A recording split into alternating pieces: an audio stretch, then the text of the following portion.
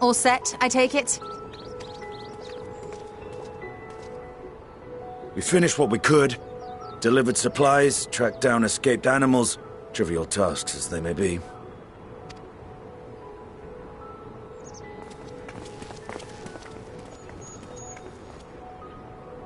That's enough, don't you think?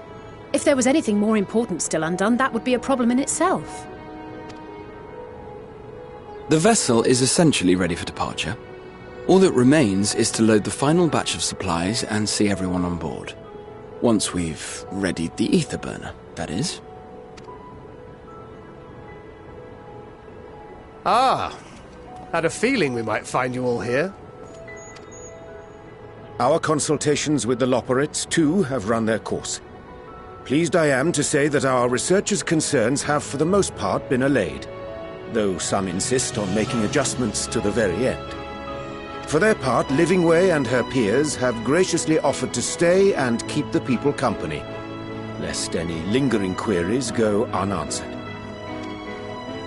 All that remains is to wait for the refined adamantite.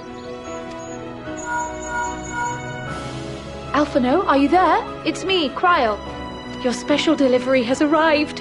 Round up everyone and come to the harbour at once. Speak of the devil. Let us go at once.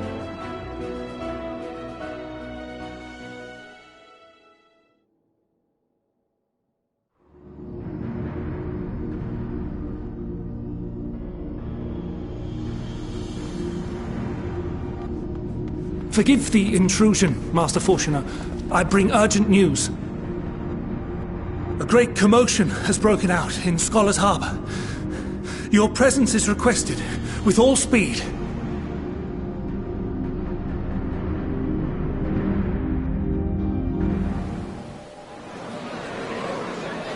Now, where might this delivery be?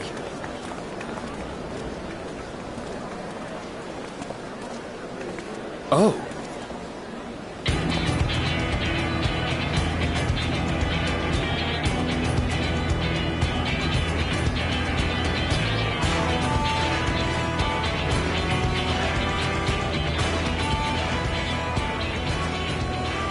I'm sure it's very important, but we cannot accept these without the proper permits. By the 12! Surely, these can't all be.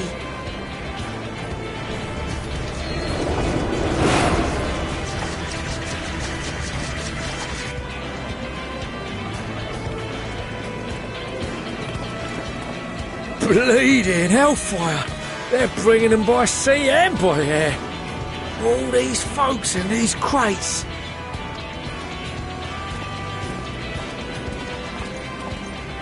And more on the way. Got your adamantite right here. A bigger haul than any of these sorry bastards brought, and that's no lie. Yes, because you were charged with seeing the shipments from Gridania and Uldar here, along with your own. Give credit where credit is due. Sounds like the sorry whinging of a sore loser. An hypocrite to boot. Ain't no way a scrawny whelp like you took a dozen steps inside a Dalamon shard.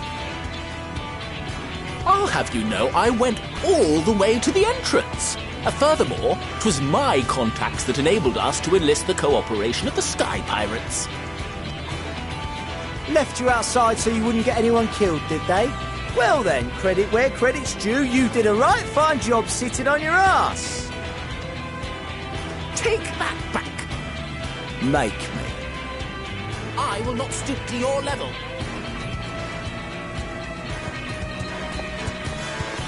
My, what a grand welcome party. Hancock and Soroban. We come bearing relics both sacred and Allagan, as well as a few other gifts that may be of help, to be presented with best wishes from the Eastern Alliance. Our friends in Bosnia, for instance, have sent along a few artifacts for the brave allies of the Resistance. That's you. And we brought a number of items from Eureka as well, courtesy of one Ejika Tsunjika. He says a little advance warning would have been appreciated, by the by. I myself have come with a sacred relic of Rayson Temple. 'Twas passing fortunate that Senri's dango craving brought us to Kugane. We arrived precisely as Hancock was making his arrangements. Upon learning of your need, we made haste back to Hell's Lid, with our dango, never fear, and consulted with the other auspices. All consented to the lending of Tenzin's legendary Phoenix Blade for this noble cause. Suzaku and Seiryu were nevertheless worried that it might be lost in transit, however, and insisted upon accompanying me to Onakoru, where I had intended to entrust it to our Confederate allies. I thought instead to give it over to Hancock when we chanced to cross paths yet again. But alas, Seiryu remained ill at ease, and ordered me see the blade into your hands personally, or die trying. We did, of course, need quite the impressive vessel to get it all here in time. Fortunately, our majestic associates have been more than helpful. 'Tis an honor to join the Warrior of Light on another adventure, they tell me.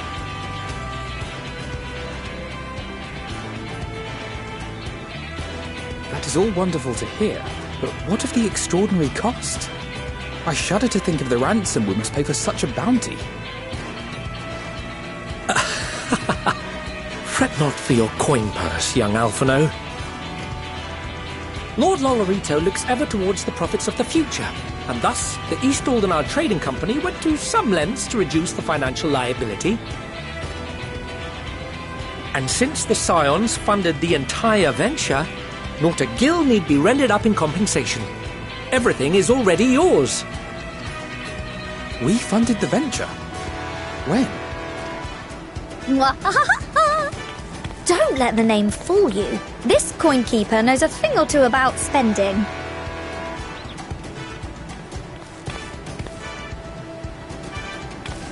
When it comes to capital investiture, a sprinkling of gil here and there will not do. You need enough savings to make waves when it really counts, which is why frugality is paramount. We also had the benefit of a generous patron. Generous being rather an understatement. She has supported us from the shadows since the very founding of the Scions, ere we even had coffers to fill. Mother! Amelians.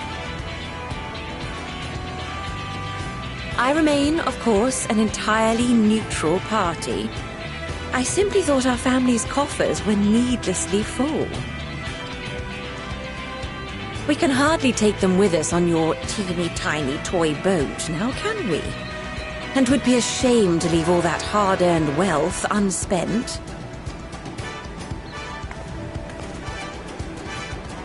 Waste not.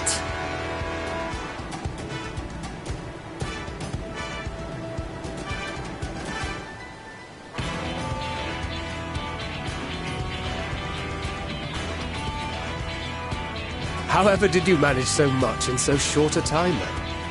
We expected word to reach only a fraction of our allies. Did I not tell you I have my ways? Erenville! You were involved too! I received a letter from Cryle after we parted ways in Labyrinthos. She explained what the Scions were trying to accomplish, and why you might soon require the services of the Gleaners, spread across the world as we are. I pray you do not interpret this as a betrayal of Charlotte. I accept that the Forum's aim in pushing us to our limits was to preserve what knowledge we have, and I bear you no ill will for it. Yet, in collecting that knowledge, what I came to appreciate most about our star is that there remains so much we do not know. That is why I chose to help the Scions, to combat the obliteration of those countless, Undiscovered wonders. I held no illusions that they would be less demanding taskmasters. Though, rest assured, if I had, I would have been sorely disappointed.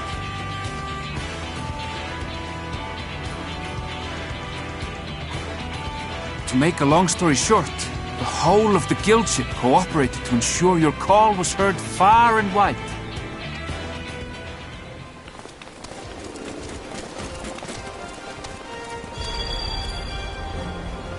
What's this about a ship that can fly to the moon? And why didn't you mention it sooner? The one time you don't beg my aid, your problem's a bloody ship that can fly to the moon. See it! You brought the team. Of course. Garland Ironworks' finest. You need only point us towards my new favorite ship. Oh, I nearly forgot. We stopped by Whirlit before coming here and picked up a package from Gaius. He's still of the mind that actions make for better penance than words, contrite or otherwise, so we offer none of the latter.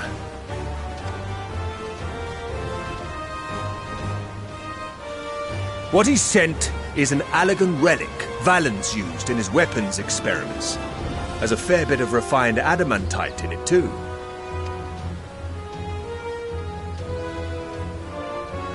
As you like us not suspect, we've also brought adamantite for Mordona's Dalamud shard.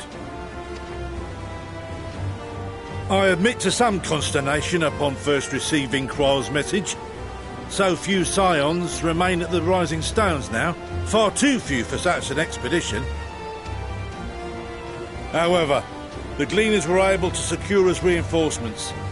Idleshire's treasure hunters, not least among them. I know. How the Gobbyflock fought. Slowfix's gratitude for the safe return of his daughter has not waned, and he gathered his kin to our side with an astounding quickness. The clash between their machina and the Allegan defences was a sight to behold. I wager even you would have been impressed by the magnitude of the Gobby-boons. Fascinating as all this is, I fail to see how it explains your presence here. Does Razat Han not have more pressing concerns?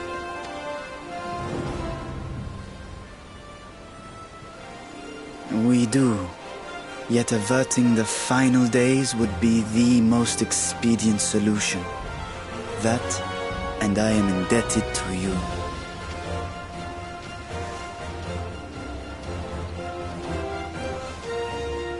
Though they chose to take their leave of Thavnair, those you saved in Galimund remain my people. My gratitude is beyond words. 'Tis appropriate that I aid you in kind.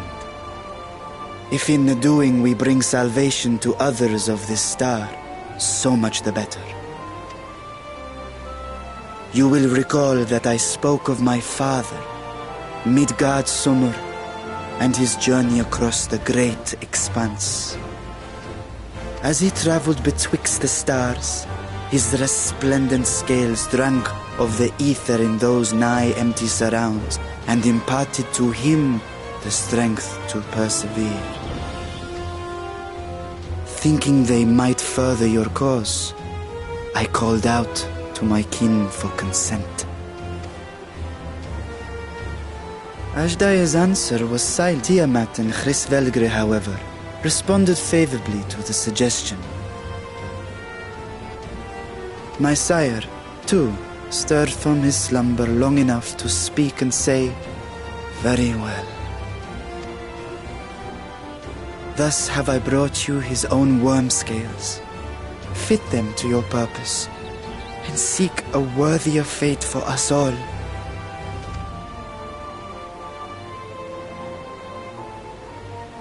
You'd be hard-pressed to find someone else so familiar with the unique properties of dragon scales.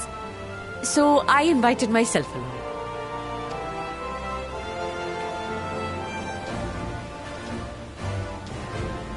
Bugger me, this is so unbelievable. I've gone right back round to believing it again. Forget a 6% gain in efficiency. With all these goodies, we could get 7, no? 10, no? 14 bleeding %. Think of how far we could go! What we could do with that much power! What we could blow up! If Kokol is duly convinced, then it must be true. In which case, the Scion's end of the bargain has been fulfilled. Would you not agree?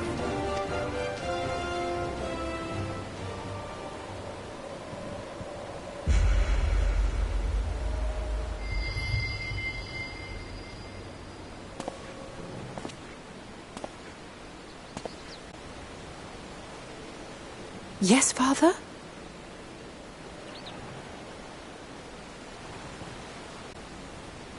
I know not what you seek of Heidelin. Yet this much is certain. To do so will be to dictate the fate of this star and the lives upon it. The lives of each and every, their magnitude and their fragility. Do you understand? And are you prepared? We have seen and we have felt how much each life shapes this world. And so we are determined to abandon none.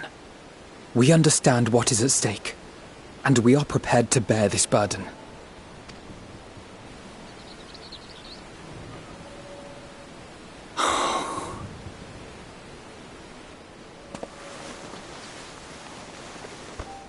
Then I will bear it with you. I beg you, share your struggles with me, as family.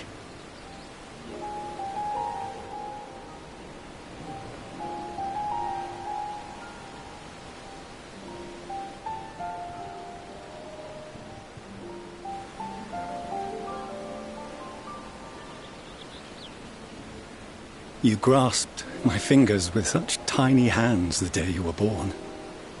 I thought my heart might burst. It was love and happiness beyond expression. Overwhelming. And a conviction so powerful that I trembled with something close to rage.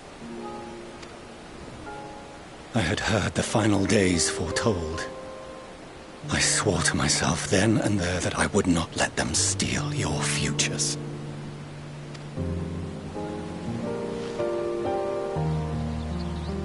The great exodus would succeed, must succeed. No sacrifice or sin was worse than the alternative. If anything gave me pause, 'twas mine own father. The Archon Louisoix openly decried Charlien's policies, a perspective which I regarded with increasing disdain as I grew older. Yet even as part of me thought him a fool. Perhaps I also hoped that he, of all people, would devise a brilliant means to save my children. A naive hope, but stubborn enough that I could never bring myself to keep you apart.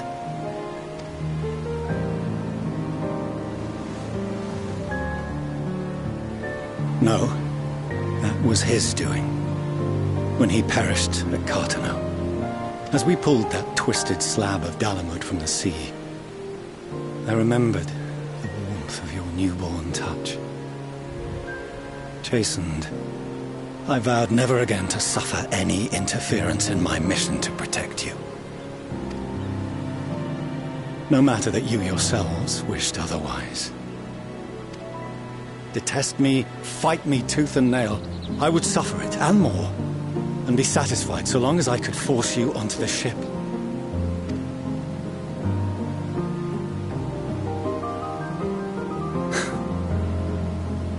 I was wrong. You two have grown so much stronger and so much wiser than I dared dream. You have earned the right to walk your own path, and already begun to do so. Good. Because there are things we care about, and people we love. And none of them is replaceable. Not a one. It cannot have been an easy journey for you to have come so far. We shall be glad to acquaint you with the finer details someday, once this danger has passed. All that we have seen and heard, that we have felt and learned in our travels. Ours is not a kind world, but it is beautiful. Always. Oh no. Are you quite sure that's wise? After all, someone turns pale and flees the room when he sees so much as an envelope containing word of your adventures. Whatever will happen if he learns what you were really up to? Amelians.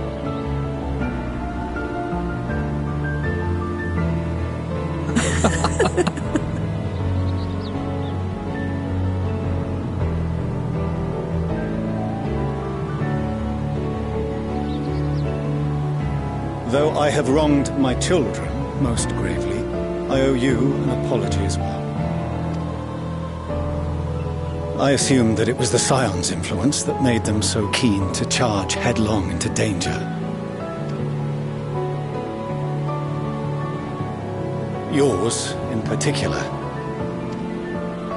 I see now that said influence instead brought them together with the many fine people gathered here today. In which case, I hope you continue to guide them.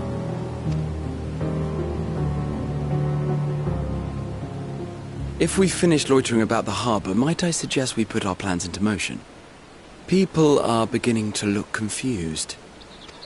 Perhaps you can spare a few words ere they resume the tedious lugging of cargo. You've no small number of friends and admirers here, after all.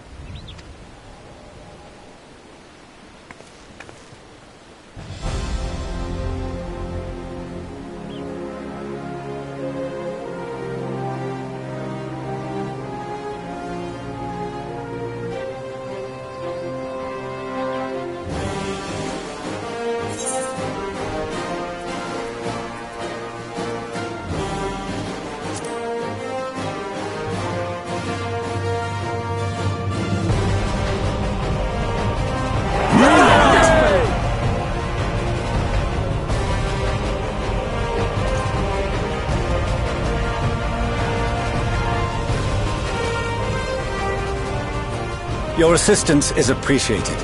Now, in an orderly fashion, if you please.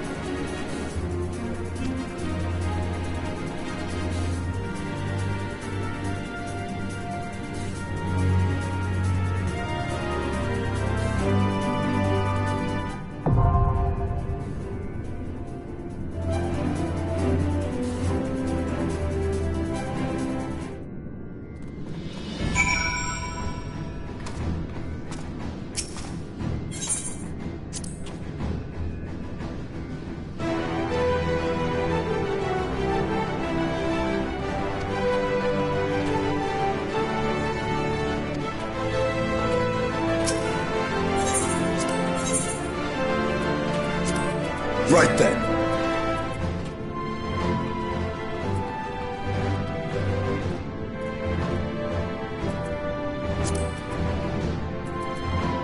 Twould be a pleasure as always.